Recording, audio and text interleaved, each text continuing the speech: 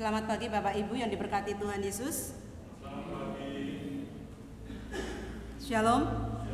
Puji nama Tuhan, kita bersyukur dan berterima kasih kepada Tuhan atas kasih setianya yang tak lekang oleh waktu. Kita masih dipersatukan di rumah Tuhan untuk bersama-sama memuliakan nama Tuhan, memuji nama Tuhan. Kita akan bersama-sama memulai ibadah pada pagi hari ini. Kita akan mengambil waktu untuk bersaat teduh.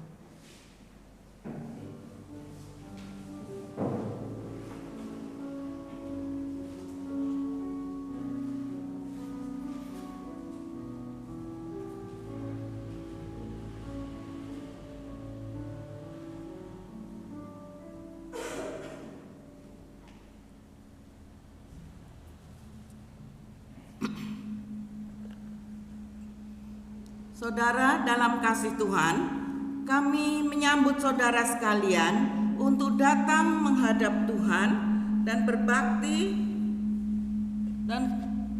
dan kebaktian kita pada pagi hari ini. Kita mau landaskan pada pengakuan bahwa pertolongan kita datangnya dari Tuhan yang menciptakan langit dan bumi, yang kasih setianya kekal untuk selama-lamanya, dan yang tidak pernah meninggalkan perbuatan tangannya. Amin.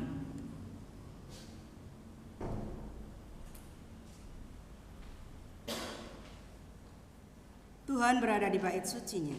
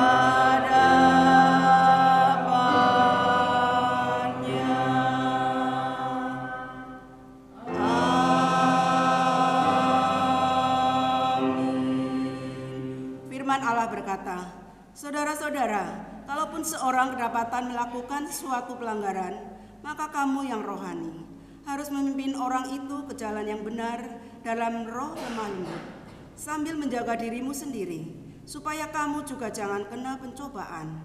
Bertolong-tolonganlah menanggung bebanmu, demikianlah kamu memenuhi hukum Kristus. Gloria Patri.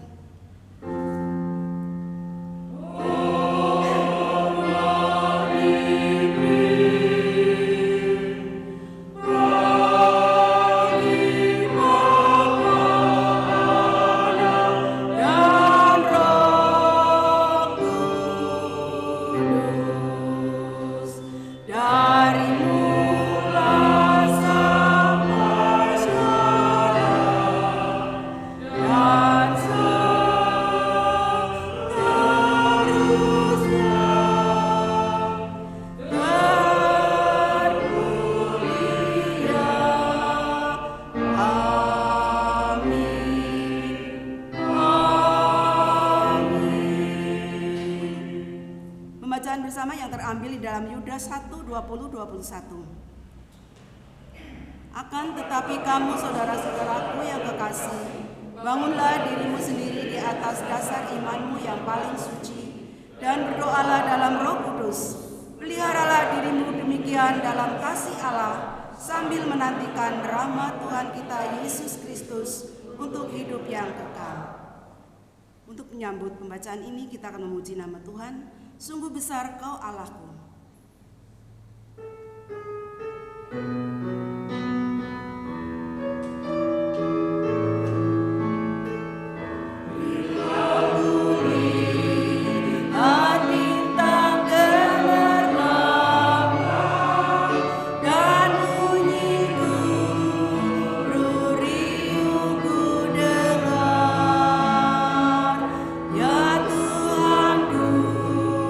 Tak putus aku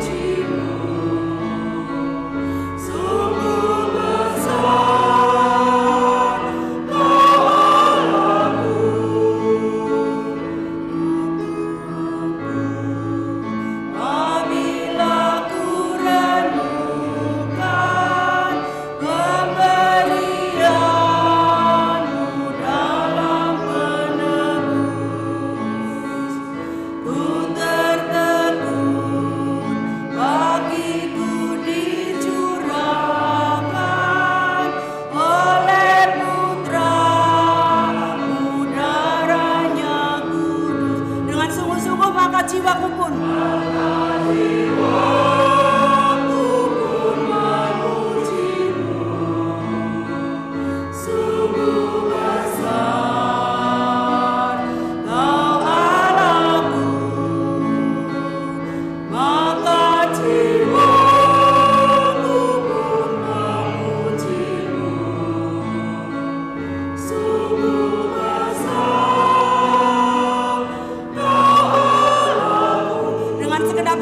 jiwaku pun memujimu.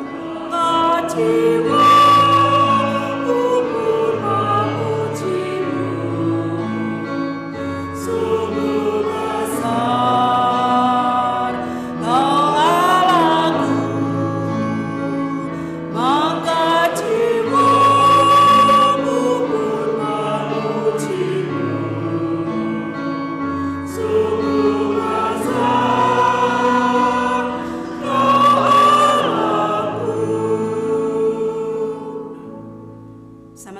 bersehati di dalam doa. Doa syafaat pagi ini akan dipimpin oleh Evangelis Tita Purwanto. Kami persilakan. Mari kita satukan hati kita masuk dalam doa.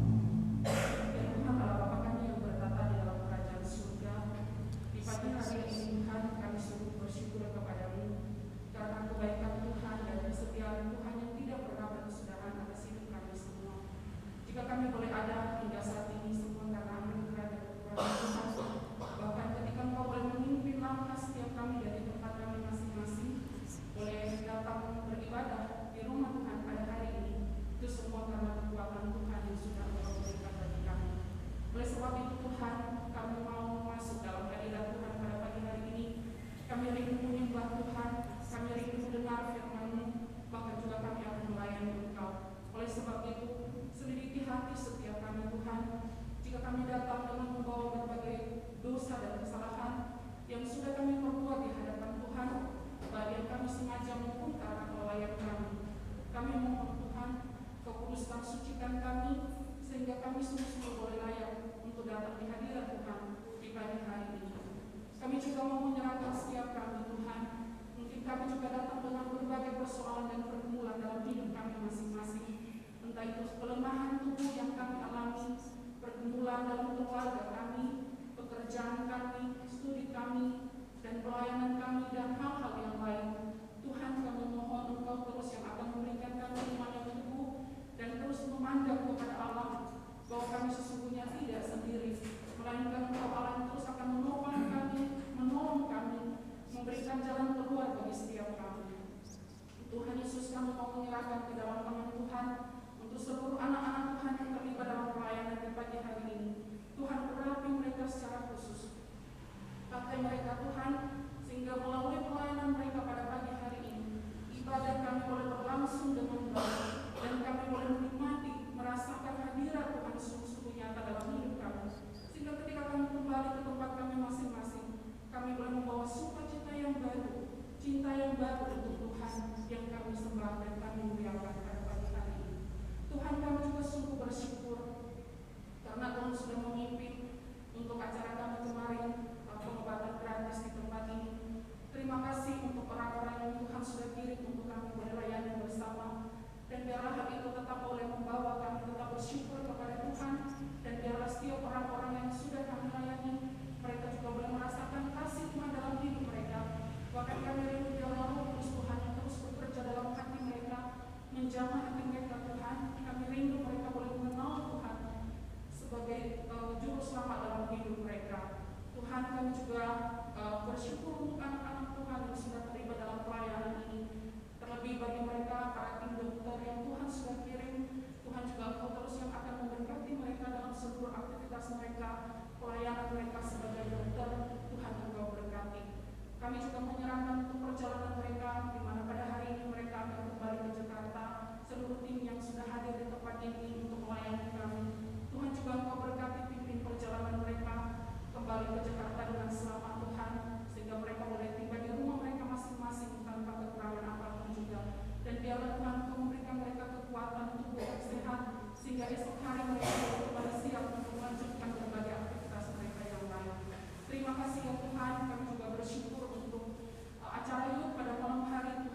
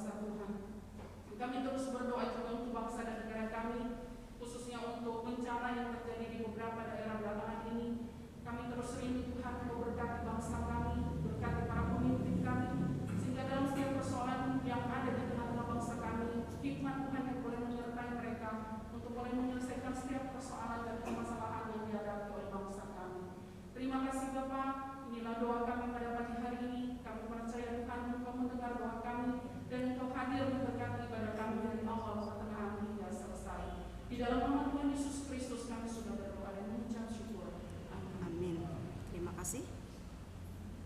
Pagi ini kita akan bersama membaca firman Tuhan yang terambil di dalam Lukas 6 ayat 37 sampai 45. Untuk ayat yang ke-37 dibacakan oleh kaum bapak, kemudian yang ke-38 dibacakan oleh kaum ibu, dan selanjutnya. Kami persilakan.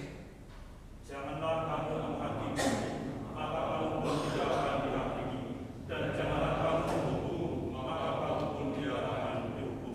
Ampunilah dan kamu akan diampuni. Berilah dan kamu akan diberi suatu takaran yang baik, yang dipadatkan, yang digoncang dan limpah keluar akan dicurahkan dalam limpahanmu. Sebab ukuran yang kamu pakai untuk mengukur akan diukurkan kepadamu. Yesus mengatakan pula suatu perumpamaan kepada mereka. Dapatlah orang buta menuntun orang buta, bukankah keduanya akan jatuh ke dalam lubang? Tetapi barang siapa yang telah tamat pelajarannya akan sama dengan gurunya. Mengapa engkau melihat selumbar di dalam mata saudaramu, sedangkan engkau di dalam matamu sendiri tidak engkau tahu? Bagaimanakah engkau dapat berkata kepada saudaramu, "Saudara, biarlah aku mengeluarkan selumbar yang ada di dalam matamu," padahal balok yang di dalam matamu tidak engkau lihat? Hai orang munafik, keluarkanlah dahulu balok dari matamu, maka engkau akan melihat dengan jelas untuk mengeluarkan selumbar itu dari mata saudaramu.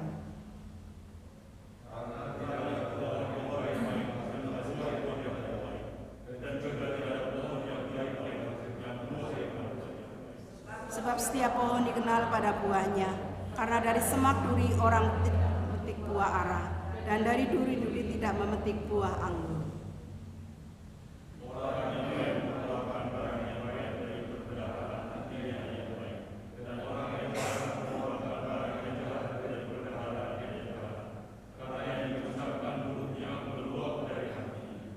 Terima kasih.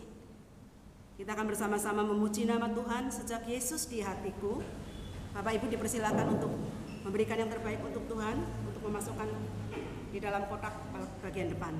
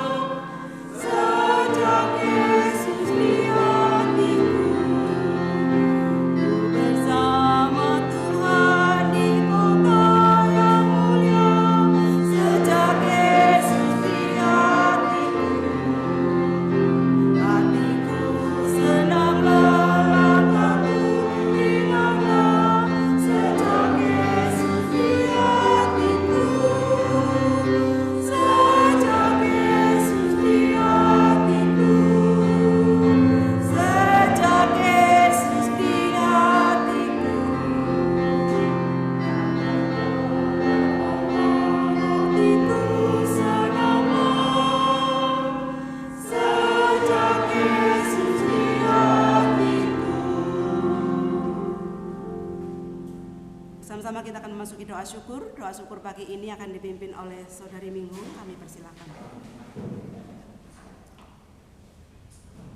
Bapak dalam surga, Bapak yang kami suka di dalam nama Tuhan kami Yesus Kristus, pada pagi hari ini kami kembali datang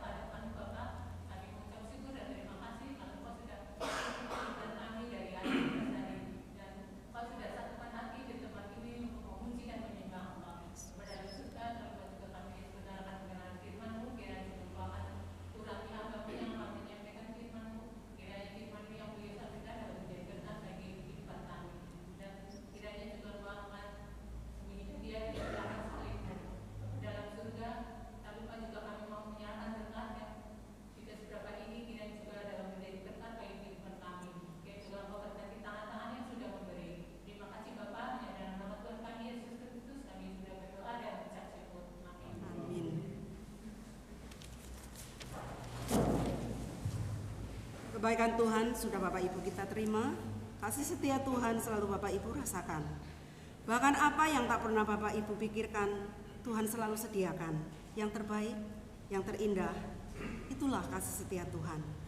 Sebentar kita akan mendengarkan kebenaran firman Tuhan yang akan disampaikan oleh hambanya, Evangelis Yohanes, dengan tema Jangan Menghakimi. Namun sebelumnya kita akan memuji nama Tuhan, kasih setiamu yang kurasakan.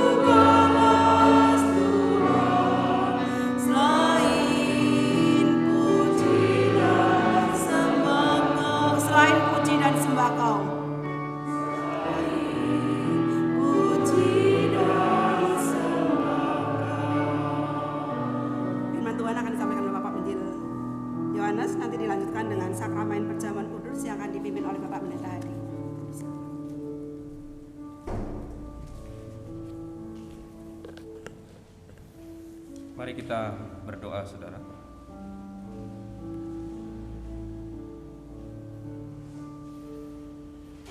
Ya Bapa yang bertakhta di dalam kerajaan surga, sekali lagi kami sungguh mengucap syukur jikalau hari ini kami boleh kembali datang ke rumah Tuhan.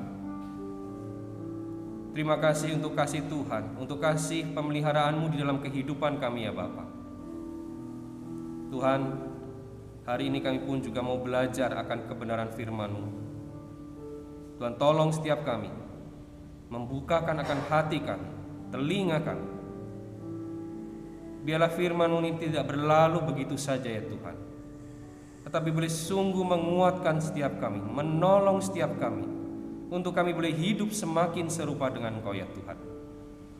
Kami serahkan hamba-Mu yang penuh dengan kelemahan ini, dan biarlah Tuhan boleh berbicara kepada kami semua. Ini doa kami ya Bapa. Demi nama Yesus Kristus kami berdoa. Amin. Shalom, selamat pagi Bapak Ibu yang dikasihi Tuhan. Ya, puji Tuhan ya, kita boleh beribadah setelah kita melalui begitu banyak kegiatan, tetapi saya melihat masih semangat untuk datang ke rumah Tuhan. Nah, saudaraku yang dikasihi Tuhan, hari ini saya mengambil satu tema, jangan menghakimi. Ya, jangan menghakimi, tapi saya kasih tanda tanya. Jadi, jangan menghakimi. Satu pertanyaan, saudara. Boleh di next ya. Oke. Saudara, sepasang suami istri muda, mereka baru saja pindah begitu ya, ke satu perumahan yang baru ya, tempat yang baru. Nah, keesokan harinya ya, pagi-pagi saat mereka sedang sarapan, saat mereka sedang makan ya bersama di ruang makan mereka, si istri ini gitu ya melihat melalui jendela, dan dia melihat tetangganya itu sedang jemur baju ya, sedang jemur baju. Lalu si istri ini berkata kepada suaminya, lihat tuh, cucian tetangga sebelah kita masih kotor. Dia kayaknya nggak tahu gimana caranya mencuci baju dengan benar. Jangan-jangan dia itu kurang banyak menambahkan deterjen, atau jangan-jangan dia pakai deterjen yang murah. Suaminya yang sambil sedang makan hanya tengok sebentar, lalu dia kembali menikmati sarapannya. Lalu saudara, setiap kali tetangganya menjemur cuciannya, si istri ini akan selalu membuat komentar yang sama. Setiap pagi dia akan berkata demikian. Dia akan berkata seperti itu terus. Tetapi kira-kira 1 bulan kemudian, si istri terkejut melihat cucian tetangga pagi itu sangat bersih. Sangat bersih. Lalu dia berkata kepada suaminya, lihat, tetangga kita akhirnya belajar cara mencuci yang benar. Dan kemudian dengan muka yang sinis ya, aku jadi penasaran siapa yang mengajarinya. Lalu ya suaminya ya nggak tahan kali ya, akhirnya berkata, hari ini pagi-pagi benar aku bangun dan membersihkan kaca jendela kita. Ya begitulah kehidupan saudara ya. Apa yang kita lihat saat mengamati orang lain itu bergantung pada kejelasan jendela yang kita lihat. Saudara, itulah dunia kita. Kita hidup di dunia yang gampang menghakimi, gampang menilai, gampang memberikan label-label tertentu termasuk kepada sesama kita. Bahkan ada yang mengatakan, ya dengan menghakimi itulah kita jadi manusia. Ya. Nah, saudara, ini menjadi satu pertanyaan. Bolehkah kita menghakimi gitu ya? Next. Bolehkah kita menilai sesama kita? Bolehkah kita menjudge orang lain? Nah, memang realitanya jujur ya saudara, segala hal yang kita lakukan, kita pasti melakukan penilaian, betul ya? Atau kita melakukan penghakiman di dalam kehidupan kita. Saudara, kita perlu memilih dan membedakan apa yang kita sukai dan apa yang tidak kita sukai. Ya. Bahkan pagi hari ini pun sebelum saudara berangkat ke gereja, saudara akan memilih saudara mau pakai baju yang mana. Ya. Kita semua dihadapkan dengan berbagai pilihan dan kita harus menilai mana yang cocok dengan kita. Nah, saat kita menentukan apa yang kita sukai dan yang tidak kita sukai, maka kita sedang melakukan penilaian atau penghakiman ya atas sesuatu itu. Cuman kadangkala kita juga mengenakan penilaian itu, kita menghakimi sesama kita. Lalu apa yang Alkitab katakan? Ya, tadi kita sudah membaca di dalam Lukas pasal 6 ayat 37 sampai 45. Saya akan bacakan ayat 37 saja, dikatakan di sana apa? Janganlah kamu menghakimi, maka kamu pun tidak akan dihakimi. Dan janganlah kamu menghukum, maka kamu pun tidak akan dihukum. Ampunilah dan kamu akan diampuni. Jadi, bagaimana saudara? Benar dong, kalau gitu kita tidak boleh menghakimi. Apakah begitu? Jika benar demikian, maka seharusnya di dunia ini pun tidak ada yang namanya pengadilan. Di dunia ini tidak ada yang namanya hakim, saudara ya. Kalau memang Tuhan tidak membolehkan kita menghakimi, Tuhan tidak mengizinkan kita menilai seseorang. Ya, tetapi kan kenyataannya tidak seperti itu. Maka seringkali saudara ayat ini dikutip dan disalah tafsirkan.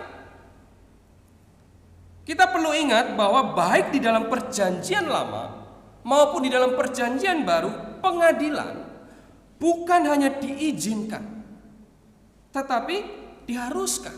Ya, next. Roma 13 ayat 4b berkata, tidak percuma pemerintah menyandang pedang. Pemerintah adalah hamba Allah untuk membalaskan murka Allah atas mereka yang berbuat jahat. Ya. Bahkan juga Tuhan Yesus juga menghakimi atau menilai orang lain, saudara. Ya. Tuhan Yesus itu mengecam dan mengutuk orang-orang Farisi. Di situ boleh lihat saudara boleh baca sendiri. Lukas pasal 11 ya ayat yang ke-42 sampai 44, Lukas pasal 20, Yohanes pasal yang ke-7. Dan masih ada tempat-tempat yang lain. Yang saya mau katakan bahwa ini loh, Tuhan Yesus pun juga menghakimi, bahkan seringkali dengan nada yang lebih keras. Ya. Di dalam teks yang kita baca Lukas pasal 6 ayat 37 sampai 45 ini, itu juga terdapat di dalam Matius pasal 7. Ya. Matius pasal 7 ayat 1 sampai 5. Berbicara juga hal yang sama, hal menghakimi. Di sana saudara boleh buka Alkitab saudara. Namun kalau saudara perhatikan di ayat selanjutnya di Matius pasal 7, disebut di situ ada larangan untuk memberikan barang kudus kepada anjing atau mutiara kepada babi. Nah saudara, kalau ini adalah perintah jangan menghakimi, lalu bagaimana kita menaati larangan Tuhan kalau kita tidak lebih dahulu menilai seseorang itu anjing atau seseorang itu babi?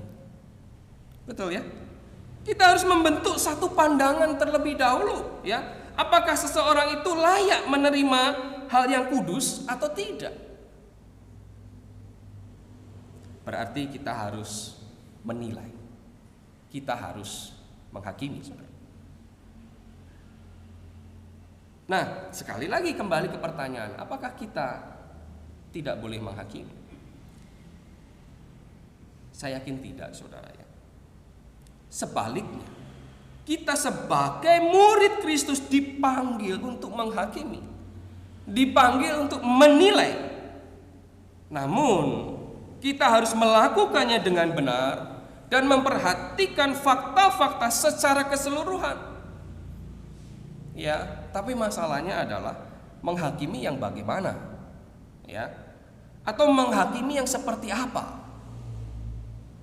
Kita akan melihat yang pertama, menghakimi yang benar di ayat 37 sampai dengan 38. Sebelum kita menghakimi orang lain atau menilai orang lain, maka kita perlu mengetahui terlebih dahulu menghakimi yang benar itu seperti apa, saudara. Ayat 37 di situ tadi dikatakan, janganlah kamu menghakimi, maka kamu pun tidak akan dihakimi. Saudara, kita perlu menyadari bahwa sebenarnya sifat naluri alami kita adalah mudah, ya, gampang sekali melihat kesalahan orang lain. Gampang sekali, saudara, mudah sekali. Sedangkan kesalahan kita sendiri, masalah kita sendiri, seringkali kita tidak sadari. Maka muncul satu istilah apa? Judgmental, ya, atau suka menghakimi. Sifat yang cenderung membentuk satu pendapat, satu opini yang begitu cepat, yang khususnya, ya, ketika kita ini tidak setuju dengan orang itu, tidak suka dengan orang itu. Atau dengan kata lain, kita itu lebih gampang menghakimi, menilai seseorang secara kasar. Itulah judgmental, ya. Itulah menghakimi yang negatif, ya, konotasi yang negatif. Ya, kalau bahasa Sundanya itu kan julid gitu, ya. Nggak suka ini, nggak suka itu, iri hati dan sebagainya, ya. Maka next, menghakimi yang benar. Menghakimi yang benar adalah bukan dengan sikap yang judgmental, bukan dengan sikap yang arogan, bukan dengan sikap yang merasa diri sendiri itu lebih benar, lebih baik daripada orang lain. Siapapun dia yang mengaku Kristen, pengikut Kristus, murid Kristus, tetapi bersikap judgmental, bersikap suka menghakimi, maka sebenarnya dia bukanlah murid Kristus. Sebaliknya, dia lebih mirip murid-muridnya orang-orang Farisi, ya. Di Lukas 18 ayat 9 sampai 14, saudara, mari kita lihat Lukas pasal 18 ayat yang ke-9 sampai yang ke-14. Saya akan bacakan. Dan kepada beberapa orang yang menganggap dirinya benar dan memandang rendah semua orang lain, Yesus mengatakan perumpamaan ini. Ada dua orang pergi ke bait Allah untuk berdoa. Yang seorang adalah Farisi dan yang lain pemungut cukai. Orang Farisi itu berdiri dan berdoa dalam hatinya begini, ya Allah, aku mengucap syukur kepadamu karena aku tidak sama seperti semua orang lain. Bukan perampok, bukan orang lalim, bukan pezina, dan bukan juga seperti pemungut cukai ini. Aku berpuasa 2 kali seminggu. Aku memberikan 1/10 dari segala penghasilanku. Saudara, inilah sifat yang judgmental, sifat yang suka menghakimi dan merasa diri itu lebih benar. Dan itu bukan yang dimaksud dengan Tuhan. Karena itu Tuhan katakan jangan menghakimi yang seperti itu, ya. Kembali ke Lukas pasal yang ke-6 tadi, saudara. Lalu dikatakan di ayat 38, berilah dan kamu akan diberi. Suatu takaran yang baik, yang dipadatkan, yang digoncang, dan yang tumpah keluar akan dicurahkan ke dalam ribaanmu. Sebab ukuran yang kamu pakai untuk mengukur akan diukurkan kepadamu. Saudaraku, ini tidak bicara tentang berkat keuangan, ya. Enggak. Karena kita sedang bicara tentang hal menghakimi. Bukan bicara tentang saya akan berlimpah berkat, ya. Tidak, saudara. Tetapi sekali lagi ini berkaitan dengan bagaimana saya menilai seseorang. Ini tentang sikap bermurah hati, sikap ramah dengan orang lain di situ ya dikatakan berlimpah ya, yang dipadatkan, yang digoncangkan sampai tumpah keluar. Begitu limpah. Dan kalau bicara tentang menghakimi, artinya apa? Kita harus mempunyai sikap yang berlimpah dengan kemurahan hati, saudara. Berlimpah dengan kasih, sikap yang ramah saat kita menunjukkan kebenaran firman Tuhan. Saat kita mau menuntun orang kepada kebenaran. Saat kita mau mencoba membawa seseorang itu kembali ke jalan yang benar. Dengan sikap yang demikian, saudara. Bukan dengan sikap, ini loh salahmu seperti ini. Ini kamu suka begini. Itu kamu suka menunjuk. Bukan seperti itu. Ya saudara, Tuhan tidak menghendaki seperti itu. Yohanes 3 ayat 17 berkata apa? Sebab Allah mengutus anaknya ke dalam dunia bukan untuk menghakimi dunia, melainkan untuk menyelamatkannya oleh Dia. Jadi saudara, motivasi menghakimi atau menilai orang lain bukanlah dengan sikap yang judgmental tadi. Ya, sikap yang merasa diri saya yang lebih benar. Bukan dengan sikap mengutuk dan mengutuk. Tetapi motivasinya adalah dengan sikap yang murah hati. Dengan sikap yang rendah hati, yang ramah. Karena dengan satu tujuannya apa? Next, bertobat dan mendapatkan pengampunan dari Allah. Itu tujuan kita ketika kita melihat sesama kita, mereka jatuh dalam dosa, mereka jatuh di dalam pelanggaran, supaya mereka, ayo kita kembali ke jalan yang benar. Ayo kita kembali dan mendapatkan pengampunan Allah. Nah, kalau kita dengan sikap merasa diri yang lebih benar, saya yakin orang itu pun tidak mau mendengar apa yang kita katakan, saudara. Maka milikilah motivasi dengan sikap yang murah hati, rendah hati, yang ramah. Ketika kita mengajak orang lain, ketika kita menilai orang lain, menghakimi orang lain. Maka hal yang kedua yang juga kita harus perhatikan ketika kita melakukan ini, saudara, adalah apa? Ikuti yang benar. Ya, dikatakan di ayat 39 sampai 40, Yesus mengatakan pula satu perumpamaan kepada mereka. Dapatkah orang buta menuntun orang buta? Bukankah keduanya akan jatuh ke dalam lubang? Seorang murid tidak lebih daripada gurunya, tetapi barang siapa yang telah tamat pelajarannya akan sama dengan gurunya. Saudara, saya melihat Tuhan itu memberikan satu perumpamaan yang bagi saya ini cukup aneh. Ya, ayat 39 tadi. Ya, selama hidup saya belum pernah melihat orang buta itu menuntun orang buta. Ya, saya belum pernah lihat. Saya tidak tahu dengan pengalaman saudara. Yang pernah dan sering saya lihat adalah sebaliknya. Orang melihat menuntun orang buta. Ya, saya sering kali lihat itu di pasar. Ketika saya ke pasar, ya, ada tuh orang yang bisa melihat menuntun orang buta di belakangnya. Sambil orang di belakangnya itu bawa satu speaker dan dia bawa mic, kemudian menyanyi.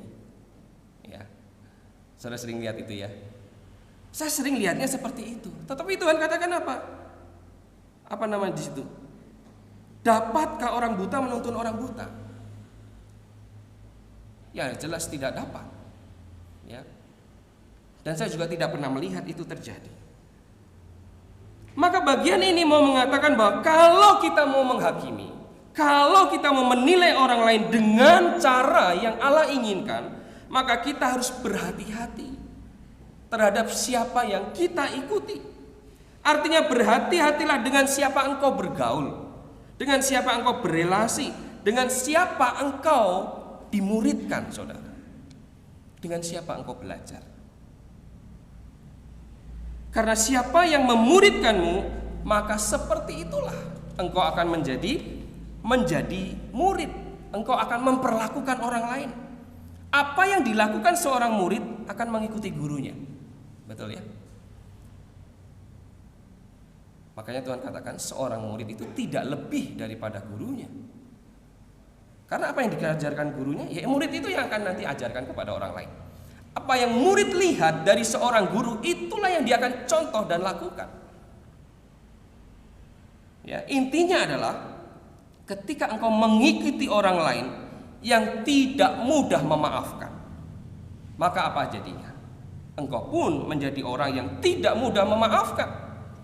Ketika engkau mengikuti orang yang mudah putus asa, maka engkau akan menjadi orang yang mudah putus asa.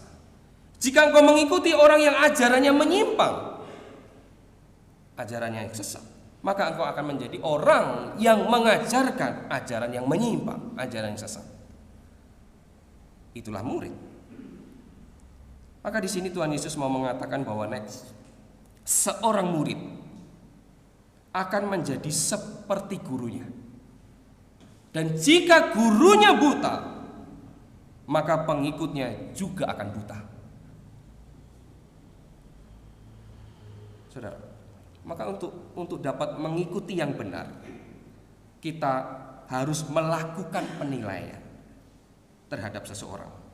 Bukan dengan penilaian yang judgmental tadi ya, tetapi sekali lagi dengan ramah, dengan murah hati. Lalu bagaimana kita dapat terhindar dari sikap-sikap yang demikian, yang judgmental, yang membawa kepada kebutaan rohani? Saudara, maka kita perlu sebagai murid-murid Tuhan untuk tekun berdoa, baca firman Tuhan, dan percaya kepada Roh Kudus yang memimpin kehidupan kita. Setiap pengajaran kita harus kembali lihat kepada Alkitab, katakan apa? Ya. Banyak gereja mengajarkan, banyak hamba-hamba Tuhan mengajarkan hal-hal yang baru, baik. Tetapi kembali lagi, kita harus kembali kepada Alkitab. Apa yang Alkitab katakan. Jangan sampai kita diajarkan, bahkan disesatkan, maka kita akan menyesatkan orang lain, saudara. Yang ketiga, periksa diri dengan benar. Ayat 41 sampai 42. Mengapakah engkau melihat selumbar di dalam mata saudaramu, sedangkan balok di dalam matamu sendiri tidak engkau ketahui? Bagaimanakah engkau dapat berkata kepada saudaramu, saudara, biarlah aku mengeluarkan selumbar yang ada di dalam matamu, padahal balok yang ada di dalam matamu tidak engkau lihat. Hai orang munafik, keluarkanlah dahulu balok dari matamu, maka engkau akan melihat dengan jelas untuk mengeluarkan selumbar itu dari mata saudaramu. Saudara, di sini Tuhan memakai bahasa yang dilebih-lebihkan gitu ya, atau hiperbola gitu, yang melebih-lebihkan untuk menyatakan satu kebenaran rohani. Tuhan mau katakan bahwa terlalu sering atau gampang sekali kita sekali lagi melihat dosa orang lain. Kita menghakimi dosa orang itu walaupun mungkin penilaian kita benar. Walaupun mungkin penghakiman kita benar gitu ya. Dia berdosa kok, dia salah kok. Iya betul. Tetapi kita salah dalam arti bahwa kita juga perlu sadar. Kita juga orang berdosa. Kita juga bukan orang yang tidak lepas dari kesalahan ya. Kita banyak dosa, kita banyak salah. Karena itu kita secara tidak sengaja kita menjadi orang-orang yang munafik ketika kita merasa diri itu lebih benar dari orang lain. Maka Tuhan berkata, sebelum engkau punya hak, sebelum engkau punya kemampuan untuk menghakimi, untuk menilai dosa orang lain, maka engkau perlu punya kemampuan untuk melihat ke dalam dirimu sendiri. Introspeksi diri, periksalah dirimu sendiri, segala dosa-dosamu, bereskan dosa-dosamu, bertobatlah, sehingga pada akhirnya engkau dengan penuh kemurahan tadi, penuh dengan kerendahan hati tadi, penuh dengan keramahan dan kasih, engkau dapat menolong orang lain dengan dosa-dosa mereka. Kalau kita sadar bahwa saya pun juga orang berdosa, saya pun juga butuh pengampunan dari Allah, maka ketika kita mau mengarahkan orang lain, kita lakukan itu dengan kerendahan hati. Kehidupan seorang murid Kristus adalah kehidupan di dalam sebuah komunitas, saudara, yang saling mengasihi. Kita ini komunitas yang saling mengasihi, betul ya? Saling menghargai, saling menghormati, seperti kehidupan di dalam sebuah keluarga yang baik dan yang sehat. Walaupun kita tahu keluarga yang sehat, yang baik, tetap aja ada konflik, kan, betul ya? Suami istri ya itu hal yang wajar. Beda pendapat, ya. Orang tua dengan anak wajar kita beda pendapat. Tetapi bukan berarti itu akhirnya memisahkan keluarga. Justru di dalam keluarga yang baik dan sehat yang seperti inilah, seperti yang Amsal katakan apa? Besi menajamkan besi. Kebenaran itu disampaikan, yang salah dinasehati dengan kasih, yang jatuh dalam dosa ditegur dengan kasih. Supaya apa? Pada akhirnya kita semua dapat semakin serupa dengan Kristus. Ya. Tetapi saudara, jika saya tidak mau berurusan dengan dosa-dosa saya sendiri, tidak mau membereskan dosa-dosa di dalam hidup saya, bagaimana mungkin saya bisa menolong orang lain mengatasi dosa-dosa di dalam hidup mereka? Ya. Saudara, next. Kalau saudara pernah ada lihat begitu ya, di pesawat begitu. Ketika pesawat itu mengalami goncangan atau gangguan, tiba-tiba akan muncul ini ya, masker oksigen, ya, masker oksigen akan muncul gitu dari atas, ya. Nah, ketika saudara bersama dengan anak saudara gitu ya, naik pesawat, biasanya pramugari selalu katakan siapa dulu yang harus ditolong, anak atau kita? Kita dulu ya. Kita dulu yang harus pakai oksigen itu. Baru kita tolong anak kita untuk memakai oksigennya. Loh, kok enggak anak kita dulu? Kamu enggak sayang anakmu berarti? Enggak ya. Artinya kita harus yang pakai dulu supaya kita bisa selamatkan anak kita. Sama halnya saudara, kita harus pakai oksigen itu ya, kita artinya harus periksa diri kita dulu baru bisa tolong orang lain. Ya. Gimana kita menolong orang lain kalau kita sendiri butuh pertolongan? Jadi menurut saya saudara, apa yang Tuhan Yesus ajarkan adalah untuk kita dapat menilai, menghakimi orang lain dengan benar. Next, kita harus memiliki hati dan sikap yang rendah hati. Dan yang tidak kalah penting adalah mau diajar. Ya. Roh yang mau diajar. Kalau tidak memiliki hal ini, susah sekali kita bisa menolong orang lain. Saudara, kalau ada balok di mata kita, kalau misalnya ini ada balok di mata kita, kita pun pasti dapat melihatnya, bukan? Ya, ada balok di mata kita. Kita pun pasti dapat merasakannya, bukan? Tapi sering kali saat kita ada dosa di dalam diri kita, kita dapat dibutakan olehnya. Dan kita tidak dapat merasakannya. Maka ketika ada seseorang ya datang dan berkata kepada kita, saudara, maaf ya, kemarin ini loh, kamu ada sedikit melakukan kesalahan loh. Ini maaf ya. Saudara kita sudah menolong kita, menegur, tapi ketika saya tidak mau dengar tegurannya, apa yang dilakukan? Apa yang terjadi? Maka kita tidak memiliki hati yang rendah hati. Kita tidak mau diajar.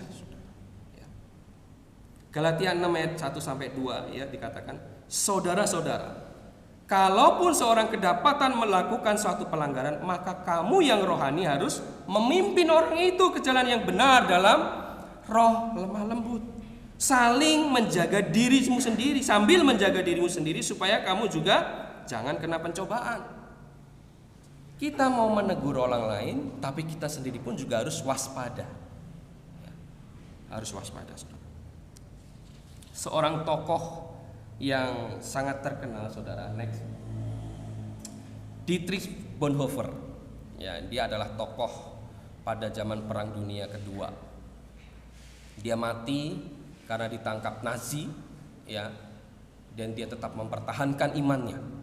dia dipenjara bersama dengan tahanan-tahanan yang lain. Tapi dia tetap percaya kepada Tuhan. Satu kali dia berkata apa? Tidak ada yang lebih kejam daripada membiarkan orang lain tetap di dalam dosanya. Tidak ada yang lebih berbelas kasih daripada teguran keras yang memanggil kembali orang Kristen ke dalam komunitasnya dan keluar dari jalan dosanya. Saudara, sekali lagi kita semua itu punya kelemahan.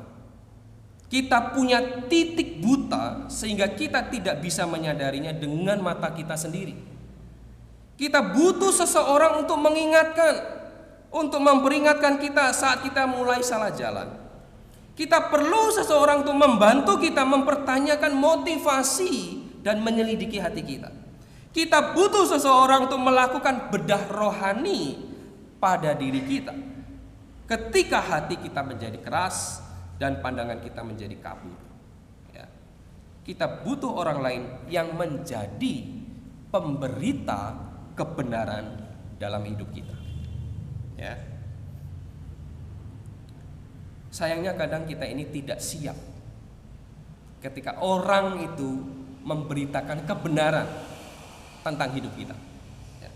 Banyak dari kita tidak pernah meminta orang lain menjadi pemberita kebenaran dalam kehidupan kita dengan alasan yang sama ketika saudara menaiki timbangan.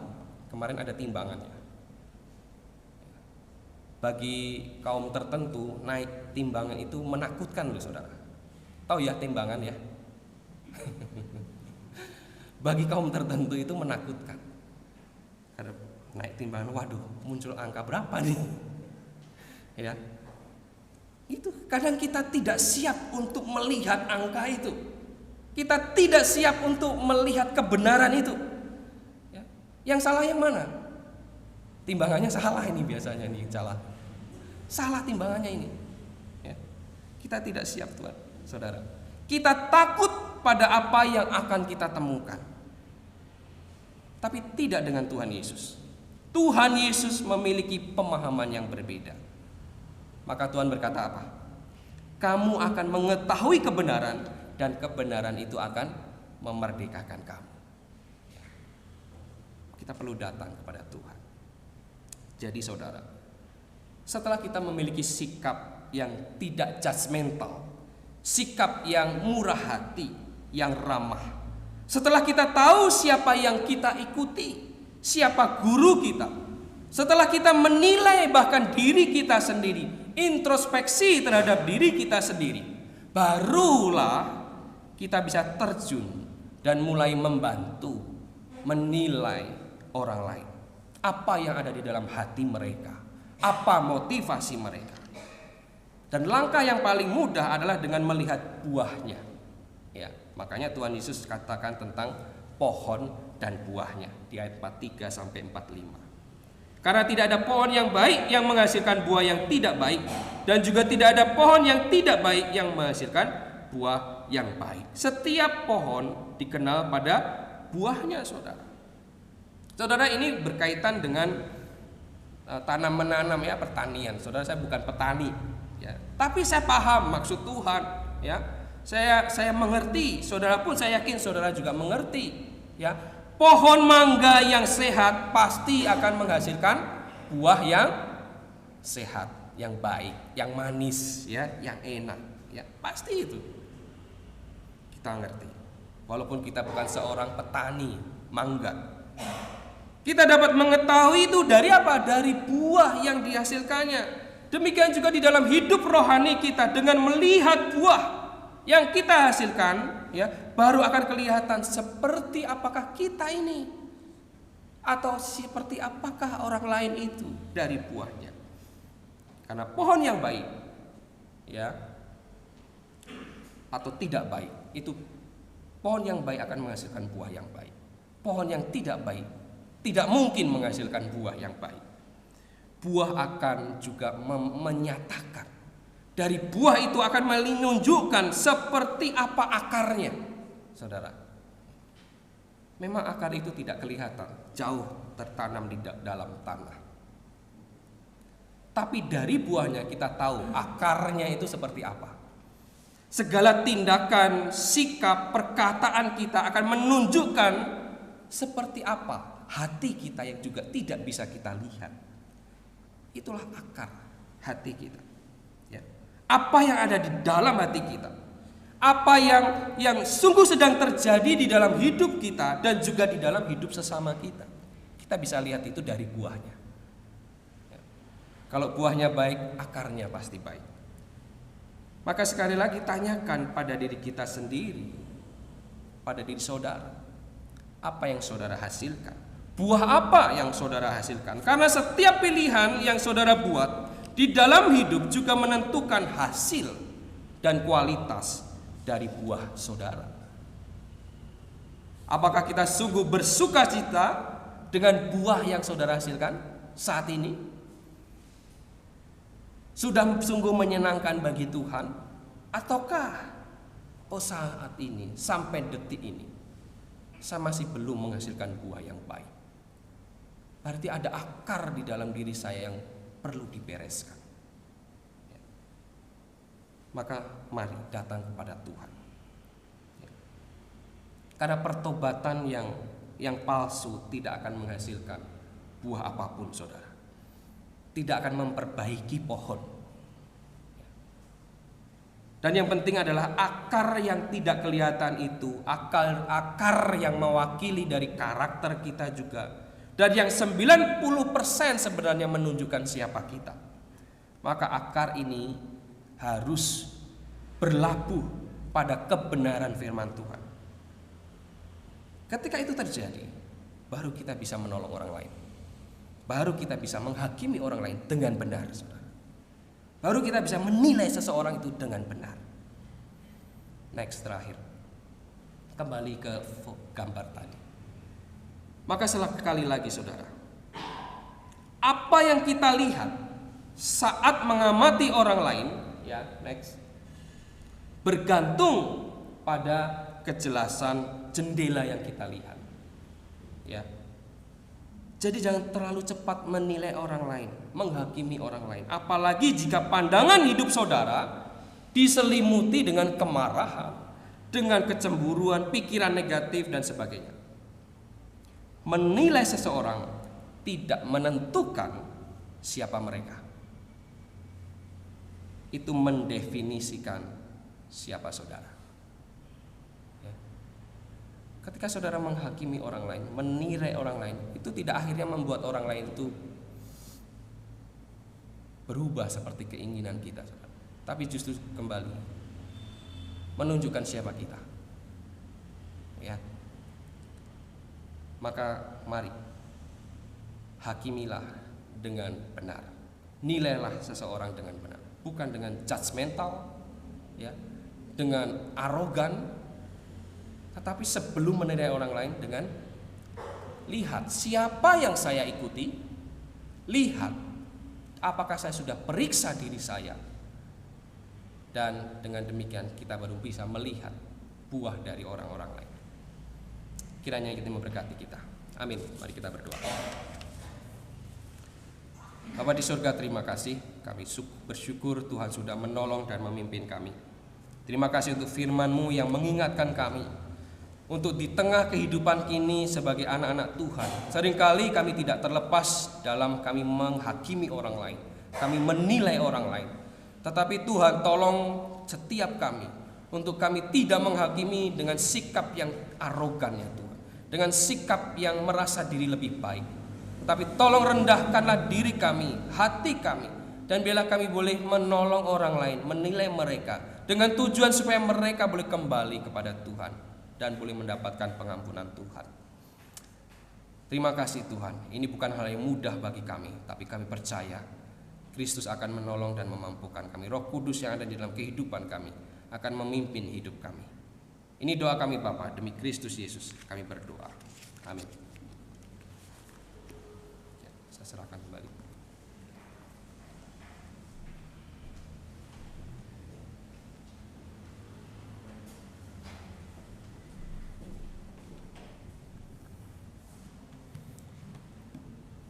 Shalom jemaat yang dikasihi oleh Tuhan. Mari kita bersama-sama mempersiapkan hati kita untuk masuk di dalam sakramen perjamuan kudus pada pagi hari ini. Kita akan bersama-sama membaca dari satu bagian firman Tuhan yang diambil di dalam 1 Korintus pasal 11 ayat 23 sampai dengan ayat yang ke-29. Kita akan membaca secara bersama-sama. 1 Korintus pasal 11 ayat 23 sampai dengan ayat 29. Sebab apa yang telah kuteruskan kepadamu telah aku terima dari Tuhan, yaitu bahwa Tuhan Yesus pada malam waktu ia diserahkan mengambil roti, dan sesudah itu ia mengucap syukur atasnya, ia memecah-mecahkannya dan berkata, "Inilah tubuhku yang diserahkan bagi kamu, perbuatlah ini menjadi peringatan akan aku." Demikian juga ia mengambil cawan sesudah makan, lalu berkata, "Cawan ini adalah perjanjian baru yang dimeteraikan oleh darahku. Perbuatlah ini setiap kali kamu meminumnya, menjadi peringatan akan aku. Sebab setiap kali kamu makan roti ini dan minum cawan ini, kamu memberitakan kematian Tuhan sampai ia datang. Jadi barang siapa dengan cara yang tidak layak makan roti atau minum cawan Tuhan, ia berdosa terhadap tubuh dan darah Tuhan. Karena itu hendaklah tiap-tiap orang menguji dirinya sendiri, dan baru sesudah itu ia makan roti dan minum dari cawan itu. Karena barang siapa makan dan minum tanpa mengakui tubuh Tuhan, ia mendatangkan hukuman atas dirinya." Amin. Silakan jemaat duduk kembali. Saudaraku yang dikasihi oleh Tuhan, ketika kita boleh mengikuti perjamuan kudus pada pagi hari ini, ketika kita boleh turut ambil bagian di dalam sakramen, hal ini menunjukkan akan pengakuan kita terhadap apa yang sudah Tuhan karyakan di dalam kehidupan saudara dan saya, untuk menerima Dia sebagai Tuhan dan Juru Selamat di dalam hidup kita. Ia telah menganugerahkan keselamatan kepada setiap kita sebagai manusia yang berdosa, sehingga saudara dan saya memperoleh anugerah kehidupan yang kekal. Terkhusus pada hari ini kita sungguh bersyukur ada 7 anggur baru yang boleh bersama-sama turut ambil bagian di dalam perjamuan kudus pada pagi hari ini. Ini adalah yang pertama untuk mereka, dan ini adalah sebuah pengalaman rohani yang akan mereka alami di dalam kehidupan mereka, untuk semakin memaknai dan mensyukuri akan kematian Yesus Kristus di atas kayu salib di dalam hidup mereka. Dan kita doakan supaya ke-7 anggur yang baru ini, mereka pun boleh bertumbuh menjadi anak-anak Tuhan yang semakin dewasa di dalam kehidupan rohani mereka, sehingga mereka boleh menjadi generasi penerus di dalam estafet ataupun di dalam kehidupan gereja kita di tempat ini. Saudara-saudaraku yang dikasihi oleh Tuhan, yang boleh turut ambil bagian di dalam sakramen ini adalah untuk mereka yang sudah dibaptis dan yang belum, tunggu waktunya ketika saudara-saudara sudah menerima baptisan tersebut. Dan mari kita bersama-sama berdoa sebelum kita menerima akan sakramen perjamuan pada pagi hari ini. Bapa kami yang di dalam surga, Tuhan, kami mengucap syukur jikalau pada pagi hari ini Engkau telah menghantar setiap kami untuk boleh datang bersehati, untuk memuji, menyembah, memuliakan Engkau, mendengar akan kebenaran firman-Mu Tuhan. Itu semua adalah anugerah yang Tuhan berikan di dalam hidup setiap kami. Dan kiranya ya Bapa, melalui apa yang kami kerjakan pada pagi hari ini, boleh menjadi sarana bagi kami untuk terus bertumbuh di dalam iman dan pengenalan kami akan Engkau, sehingga apa yang Engkau rancangkan atas hidup kami pribadi lepas pribadi boleh tergenapi, dan melalui kehidupan kami Tuhan, nama-Mu dipermuliakan. Melalui kehidupan kami Tuhan, orang lain boleh mengenal Engkau melalui kesaksian hidup kami. Kami bersyukur Tuhan untuk sakramen yang akan kami nikmati pada pagi hari ini. Kiranya Tuhan, Engkau yang mengoreksi hati kami masing-masing, melihat ke dalam hati kami masing-masing dalam hidup kami Tuhan. Kami sesungguhnya tidak layak, namun di dalam ketidaklayaan kami karena segala dosa dan pelanggaran yang kami lakukan di hadapan-Mu, yang menyakiti hati Tuhan dan juga menyakiti hati sesama. Kami sungguh-sungguh membutuhkan Engkau ya Tuhan, membutuhkan pimpinan dan kekuatan yang daripada Engkau, supaya kehidupan kami boleh semakin serupa dengan Kristus. Oleh sebab itu Tuhan, sucikan dan kuduskan hati serta kehidupan kami, agar kami layak untuk menerima sakramen perjamuan kudus pada pagi hari ini. Kiranya Tuhan juga berkati untuk anggur dan roti yang sudah kami persiapkan. Kiranya ya Tuhan, melalui lambang tubuh Kristus, melalui lambang darah Kristus ini, kami senantiasa diingatkan akan kasih dan pengorbanan Tuhan kami Yesus Kristus di atas kayu salib untuk menebus kami dari segala dosa kami Tuhan, sehingga kami manusia yang seharusnya binasa, kami memperoleh pengharapan akan kehidupan yang kekal. Oleh sebab itu Tuhan, meteraikan kebenaran firman Tuhan dalam hati setiap kami, supaya kami boleh sungguh-sungguh mau hidup kudus untuk Tuhan. Terima kasih Bapa, di dalam nama Tuhan kami Yesus kami berdoa dan bersyukur. Amin.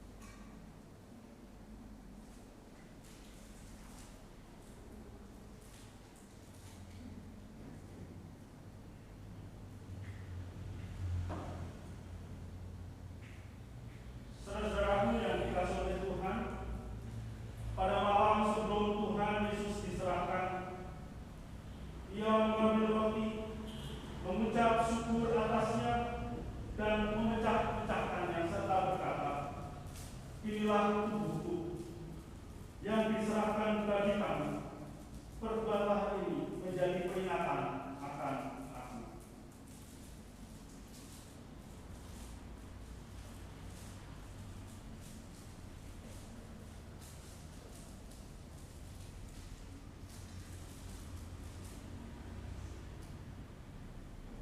Setelah makan, Tuhan Yesus mengambil cawan, lalu berkata,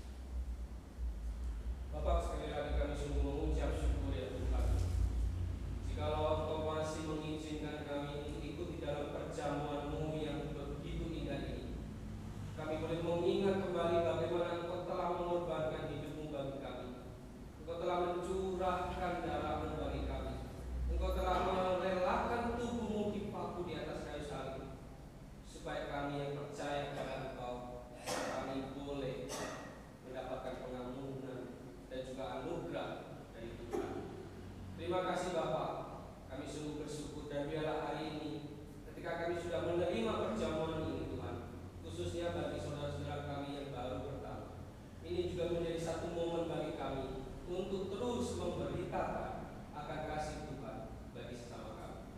Terima kasih Bapa, ini doa kami. Demi Kristus Yesus kami berdoa. Amin.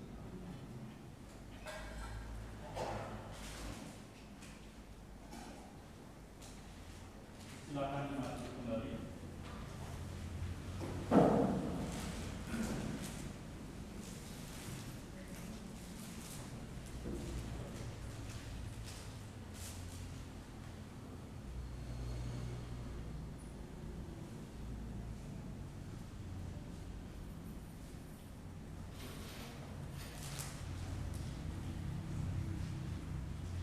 Pasangan perjamuan kudus telah selesai dan waktu selanjutnya kembalikan kepada pembawa acara. Tuhan Yesus memberkati.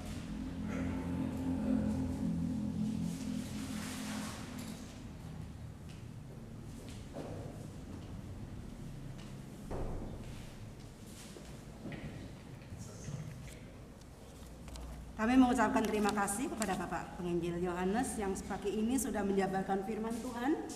Kiranya Tuhan memberkati pelayanan dan juga keluarganya. Demikian juga perjamuan kudus yang sudah dipimpin oleh Bapak Pendeta Hadi. Kiranya Tuhan memberkati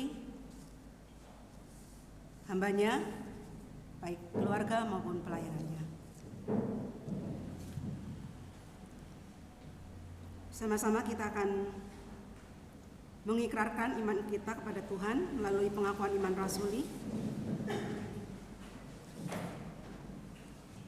Aku percaya kepada Allah, Bapa yang Maha Kuasa, Khalik langit dan bumi, dan kepada Yesus Kristus anaknya yang tunggal Tuhan kita, yang dikandung daripada Roh Kudus, lahir dari anak darah Maria, yang menderita sengsara di bawah pemerintahan Pontius Pilatus, disalibkan, mati dan dikuburkan, turun ke dalam kerajaan maut.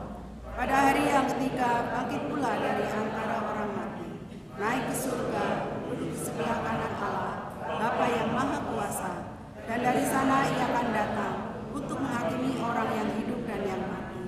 Aku percaya kepada Roh Kudus, gereja yang kudus dan am, persekutuan orang kudus, pengampunan dosa, kebangkitan tubuh, dan hidup yang kekal. Amin. Sebentar kita akan menerima doa berkat yang akan disampaikan oleh Bapak Pendeta Hadi Purwanto. Dan setelah itu kita akan menyanyi lagu Amin. Kita akan menyanyi doksologi.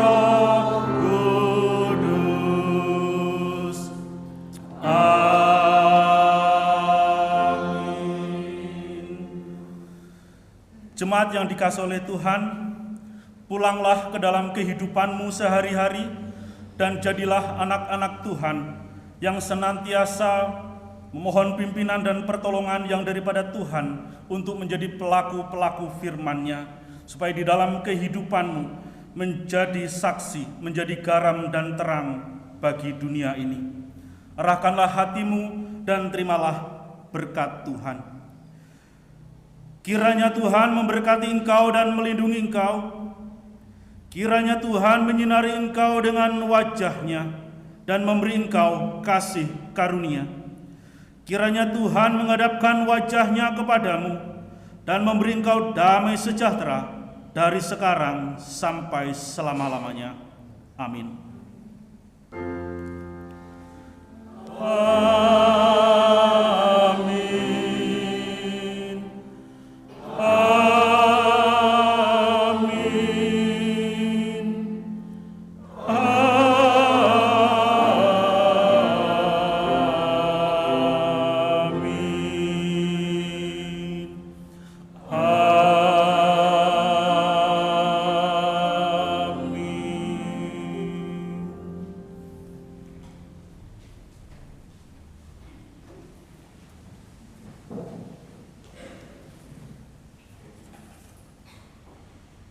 Saya akan bacakan untuk warta gereja pelayanan minggu depan.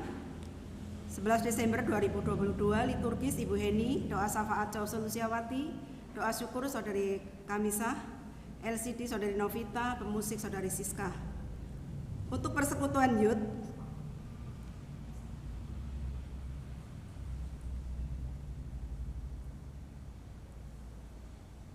setiap hari Sabtu pukul 7 malam untuk ibadah sekolah minggu setiap minggu pukul 9 pagi. Untuk Christmas Carol bagi Bapak Ibu yang ingin dikunjungi harap mendaftar ke Cau Solusi.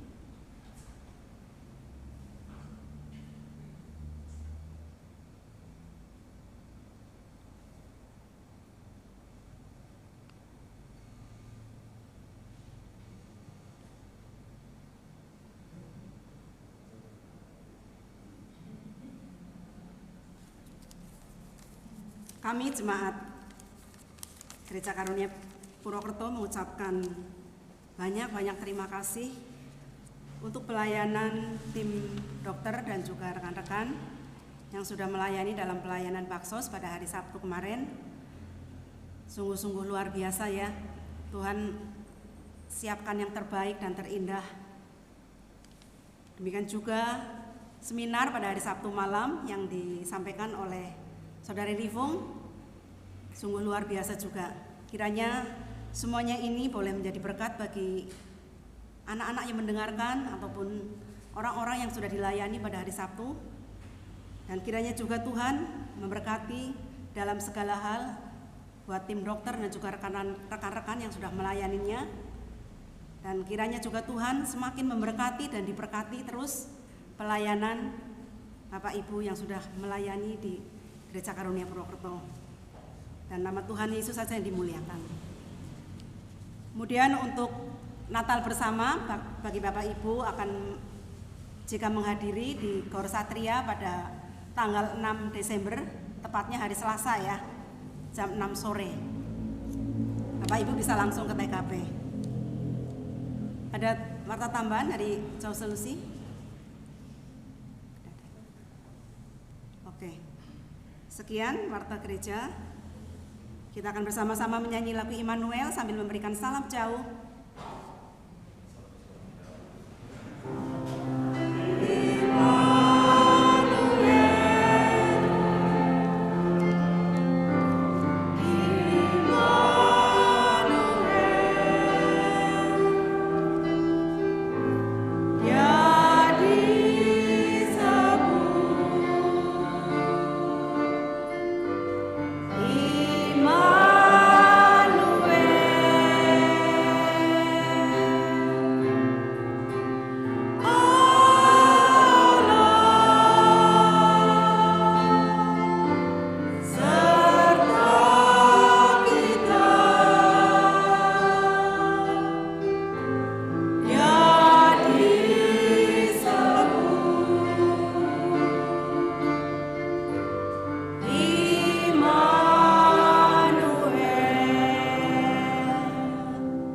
Kebaktian selesai, saat teduh. Tuhan Yesus memberkati.